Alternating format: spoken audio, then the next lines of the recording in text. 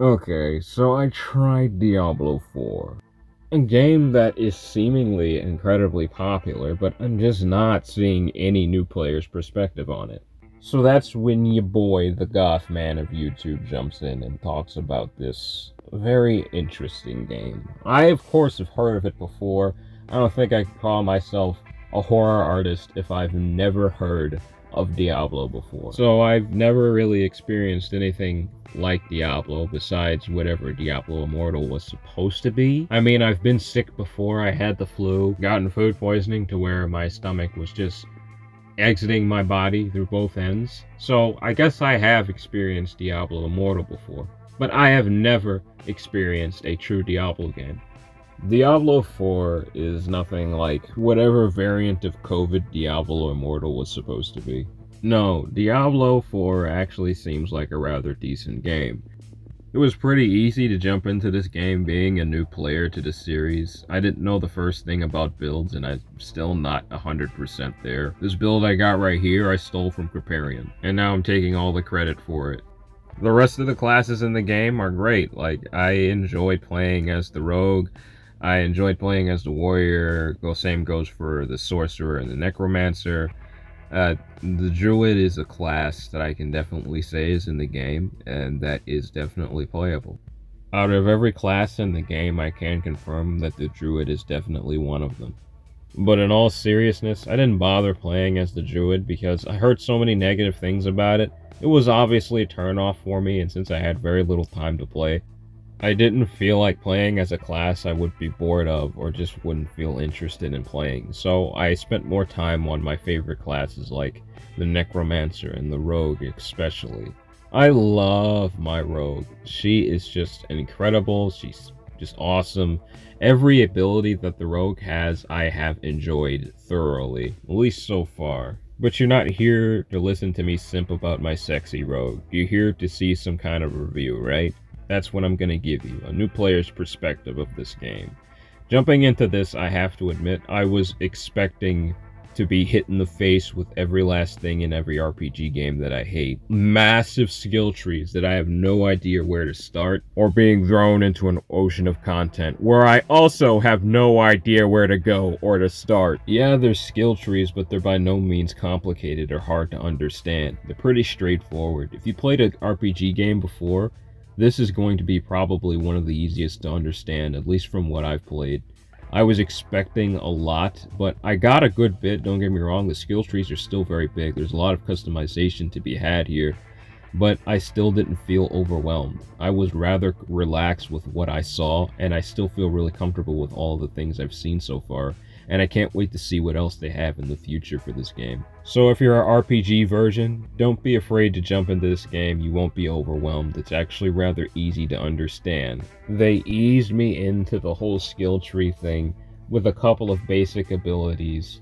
Nothing too difficult to understand or read. Don't worry, it's not like reading the Bible. There's not like this massive wall of text every time you open up a skill menu. No, it's actually rather simplistic. There's only a few skills they let you have at first, and of course you can go down and look at the other skills, but it's not like this massively ridiculous looking skill tree like you would see in other RPG games. Happily, it's nothing like that. In fact, it's quite the opposite. And I'm really glad to report that this is a very simple game to get into, but by no means is it so simple to the point where it's boring or repetitive. It all is very unique, and you can customize your character to the way you would feel comfortable playing. Let's say you want to be a melee character. You can do that. There's great melee builds for the rogue. Let's say you want to be a ranged rogue. You can do that as well. Or maybe a hybrid like I am.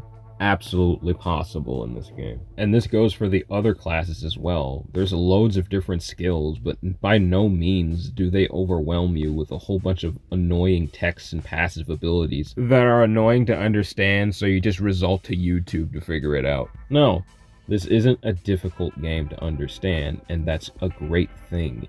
I'm actually happy that it's like this, so new players won't feel threatened once they jump into the game. The combat in this can be a little bit more difficult if you want it to be. There is a difficulty setting, and I think there might be some more difficulties when the game is released, but right now there's only 2 world tiers and there will be more. once it's fully launched. But as of right now, the difficulties in this game still don't feel all that hard from what I've seen so far. The 2 world tiers, the easiest, and then there's one that's just a little bit more difficult. It ups the enemy's health and makes them hit a little bit harder, but I still didn't feel like I was troubled too much, especially with the build I stole from Kripparrian. Not to mention the incredible loot you can find in this game. A lot of items I have found so far have synergized with the build Kripparrian made. Now, trying some of these legendary weapons, I have to admit, they're not as flashy as I was hoping they'd be. Now, granted, they are strong, all of them have incredible effects. But you see, I come from games like Elden Ring, Destiny, Warframe, games like that.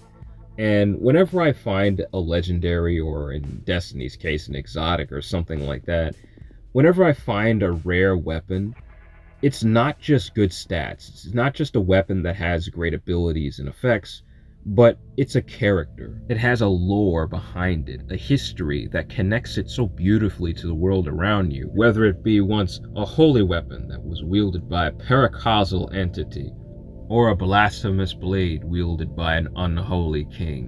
Whenever you find a legendary weapon, it should have more weight. I should feel more excited to have it. Yes, the drop rates were increased in the beta, but that wasn't really the problem for me. These don't feel like legendary weapons to me. They just feel like weapons. Nevertheless, I have a feeling this isn't all of the weapons we're going to see in the game, and I'm more than positive I'm going to see weapons of the caliber I'm referring to, that have a history, that have a lore, that are more than just legendary weapons in this game. And I'm sure there's going to be weapons like this for every class. But just right now, I don't really see them. And this is supposed to be the open beta. With that said, who knows if we're actually going to see weapons like that within a game like Diablo 4. Only time will tell, of course. Nevertheless, the loot is still great. I still like all the cool effects. I like all the synergies that they have with different builds in the game. And with that said, I still appreciate them. It's just a gripe that I have with the weapons as a whole. They don't seem to have much character outside of, well, this is a weapon here, use it. But the story in this game is on a whole new level. The opening cutscene of this game really does set the tone for what you're about to experience. And being a massive fan of cosmic horror, along with something a bit more on the supernatural end. And obviously you can see this within my artwork as well. I have drawn a lot of inspiration from this genre, and have even drawn fan art based off of games and films in this category. So obviously I'd be a fan of things like Berserk, Bloodborne, The Thing, Warhammer 40k, and The Call of Cthulhu. This definitely borrows inspiration from some of those things, and because of that, I'm obviously going to love it. My only complaints with the story so far have been a lot of the side quests. They do feel a little slow at times, but I would expect that from an RPG game.